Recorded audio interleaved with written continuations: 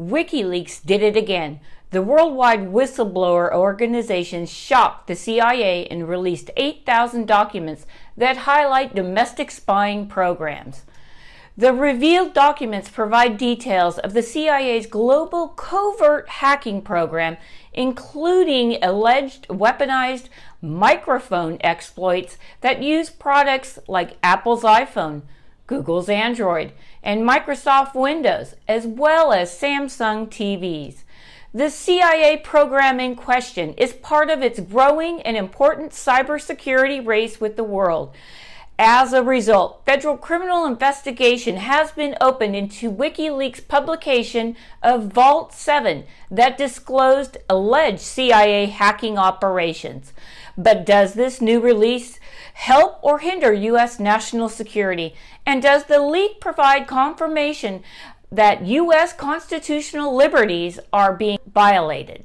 Once this concerning story spread, national security reporters began to ask if it was time to ask law enforcement to reopen the investigation into the 2013 car accident that claimed national security reporter Michael Hastings' life. I mean, we are talking about smartphones, Androids, computers. They can just hack right in. They can hack right in. They've had this ability for quite some time, but now we're just getting confirmation again. WikiLeaks seems to come along and get confirmation. Now, you can look at it one of two ways. We've got a national security apparatus in this country that is increasing surveillance on Americans in this country. Now, we have foreign intelligence like the CIA, and we want them to go and spy on our enemies overseas.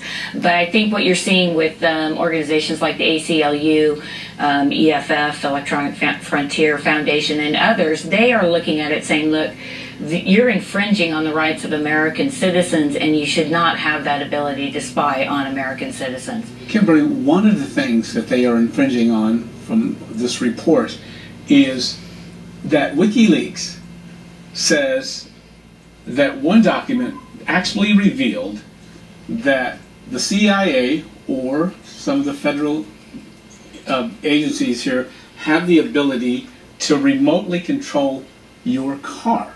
Yeah, and actually I'm going to just read the quote that they put out. WikiLeaks revealed CIA was also looking at infecting vehicle code systems used by modern cars and trucks. The purpose of such control was not specified, but it would permit the CIA to engage in nearly undetectable assassinations. So they, in essence, will use this to create a car accident, and the person inside the car, that they just died in a car accident. So that is kind of a little scary when we're talking about that in this country.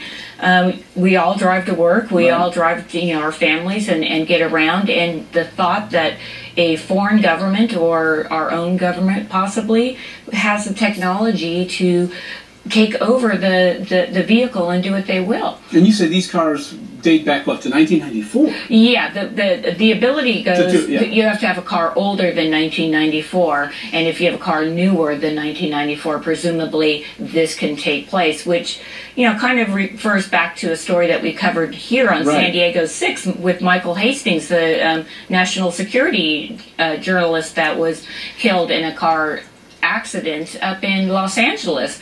And there were a lot of questions then. We wrote about the ability, did anybody have the ability to remotely control these cars? And that was a discussion point for the next few months. But here we fast forward to today, and now we see with WikiLeaks that in fact we do have that ability.